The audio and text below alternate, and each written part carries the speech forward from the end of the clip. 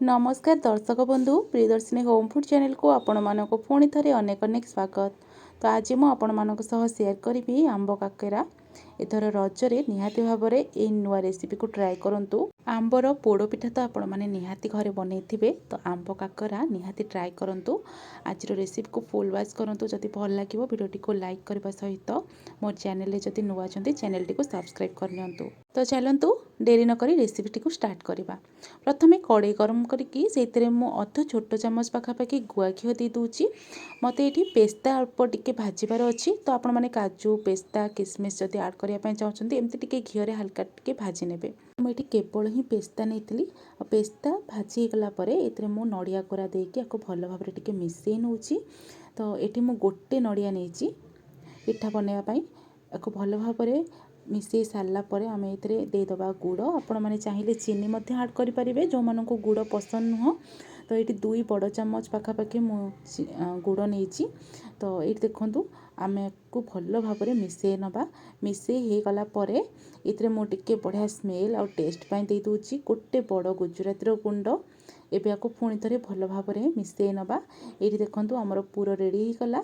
तो या आम ए प्लेट को बाहर कर नवा। यापर आम जंतुणी प्रस्तुत करवा। तो जंतुणी जमती कही आम आंबरे बनइबा आज पिठाटी। तो ये मुझे 2टी पाचिला आंब नहीं जाइए धोईकी तार जो रसटा मुझे स्पून साहाय्य बाहर कर नौची। ये 2टी आंबर रस बाहर कर सारापर या ग्राइंड करके नहीं आसुची। तो ये देखूँ आमर आंब रस ग्राइंड कर नहीं आसी। एबे आमे कड़े गरम करके आमे से अध ताटिया पाखापाखि पानी नहीं जावा।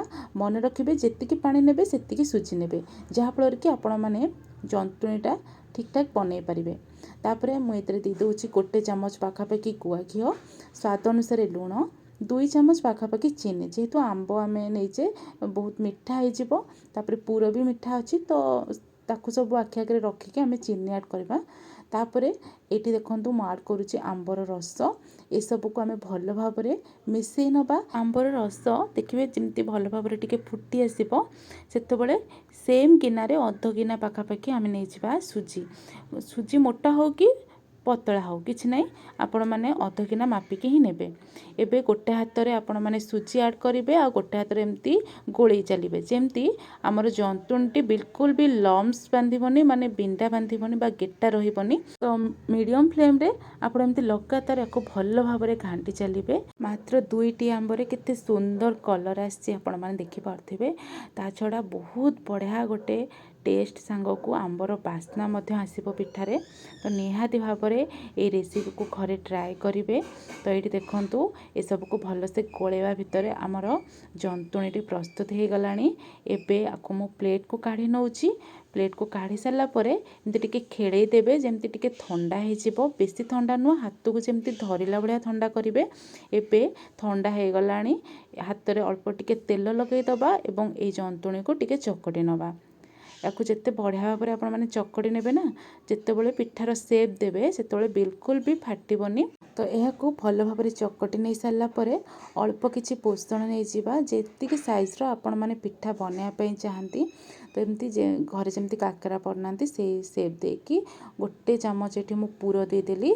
एबे आपको भल भाव में चारिपाखर आम कभर कर नवा हाथ में। तो देखो केते आराम से बनी जाऊँगी। आमती गोटालिया न रखी मुझे टिके हल्का को चैप्टा कर नौची जमती देखापी टिके काकरा भली लगे। तो ये देखूँ किछिटा बनई नहीं आपको आम प्रथम छाणी नवा। आउ छाणीबा भितर आम अल्प अल्प अलग बनई नवा। तो आपको बेसी समय रखिबेनी नहले पवन बाजिले ना या पिठा फाटीजिव, छाणीला बेलू फिटी जापे। तो ये तेल गरम हो सारापर पिठा गुड़ा को दे दूची कड़े रे। तेल को प्रथमे तो हाई फ्लेम रे आपण मैंने गरम कर नहीं थे। जो पिठाटी को देवे ना से मीडियम फ्लेम रे आपण मैंने गैस टी को रखिए। तो देखो गोटे साइड पिठा आमर हो गलापर आम आर साइड को उल्टे नवा। एमती 2 साइड हल्का टिके गोल्डन कलर आसला पिठा गुड़ा को आम छाणी नवा। देखो केते सुंदर परफेक्ट भाव में बिल्कुल भी फाटीनी कौटी। तो सेम प्रोसेस रे अन्य भारी गुड़ा को आम छाणी नवा। तो ये आमर गरम गरम आंब काकेरा पिठा बनिकी रेडी हो मु प्लेट को काढ़ी नौची। तो एथर रजरे आपण मैंने निहाती भाव में यही नुआ रेसिपीटी को ट्राए करूँ घरे समस्त को पसंद आसो। तो आशा करुँची आज यही रेसिपी निहाती आपण मानक पसंद लगी पसंद आसते भिडियोटी को लाइक करने सहित समस्त शेयर करूँ एवं मो चैनल जदि नुआ अच्छा चैनल को सब्सक्राइब करूँ। रोची नमस्कार।